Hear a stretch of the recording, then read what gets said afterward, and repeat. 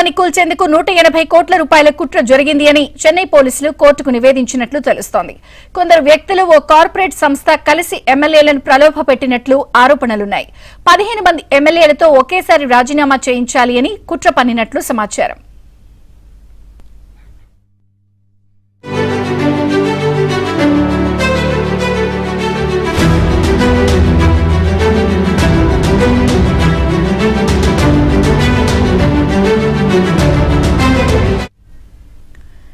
Tamil Nadu CM Vijay నటి త్రిషపై అనుచిత వ్యాఖ్యలు చేసిన డీఎంకే ఎమ్మెల్యే అనిత రాధాకృష్ణన్ ను పోలీసులు అరెస్ట్ చేశారు. రాధాకృష్ణన్ ముందస్తు బెయిల్ పిటిషన్ ను మద్రాస్ హైకోర్టు కొట్టేయడంతో పోలీసులు అరెస్ట్ చేశారు.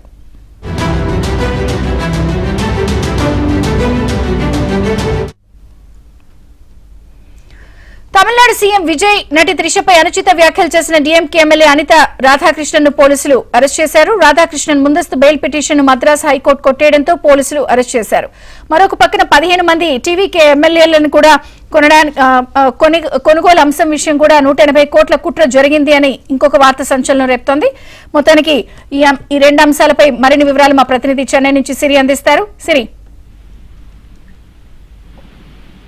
సీఎం విజయ్ నేతృత్వంలోని టీవీకే ప్రభుత్వాన్ని కూల్చేందుకు దాదాపు 180 కోట్ల భారీ కుట్ర జరిగినట్లు పోలీసులు కోర్టులో సమర్పించిన నివేదికలు వెల్లడించినట్లు సమాచారం. టీవీకే ప్రభుత్వాన్ని అస్థిరపరిచేందుకు కొందరు వ్యక్తులతో పాటు ఒక కార్పొరేట్ సంస్థ కూడా రంగంలోకి దిగినట్లు పోలీసులు చెబుతున్నారు. ఇందుకోసం ఆ సంస్థ దాదాపు 180 కోట్ల నిధులను సిద్ధం చేసిందని దర్యాప్తులో గుర్తించినట్లు కోర్టుకి సమర్పించిన నివేదికలో పేర్కొన్నారు.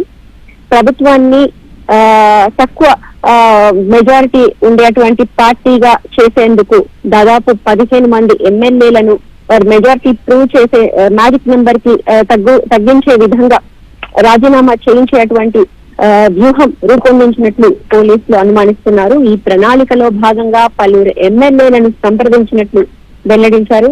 అయితే ఎక్కువ మంది ఎమ్మెల్యేలు ఆ ప్రతిపాదనను తిరస్కరించినట్లు సమాచారం.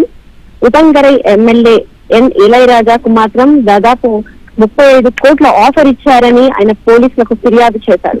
అలాగే స్పీకర్ కి వ్యతిరేకంగా ఓటు వేస్తే ఆ మొత్తాన్ని ఇస్తామని తనను సంప్రదించారని ఆయన పేర్కొన్నారు. ఈ ఫిర్యాదు ఆధారంగా పోలీసులు ఇప్పటికే పలువురిని అరెస్ట్ చేశారు. వారి విచారణలో లభించిన వివరాల ఆధారంగా మరికొందరిని అదుపులోకి తీసుకుని దర్యాప్తు కొనసాగిస్తున్నారు.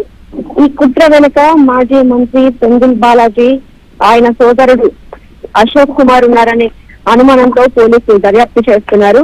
అయితే ఈ ఆరోపణలను డీఎంకే పూర్తిగా ఖండించింది. రాజకీయ కక్షతోనే తమపై కేసులు నమోదు చేస్తున్నారని డీఎంకే ఆరోపిస్తోంది. ప్రస్తుతం ఈ కేసు విచారణ కొనసాగుతుంది. ఇక మరోవైపుగా మాజీ మంత్రి డీఎంకే ఎమ్మెల్యే అనిత రాధాకృష్ణన్ ను పోలీసులు అరెస్ట్ చేశారు. జూన్ 20న తిరుచెందూరు సమీపంలో జరిగినటువంటి బహిరంగ సభలో విజయ్ పై అనిత రాధాకృష్ణ అనుచిత వ్యాఖ్యలు చేశారనే ఆరోపణలపై కేసు నమోదైంది.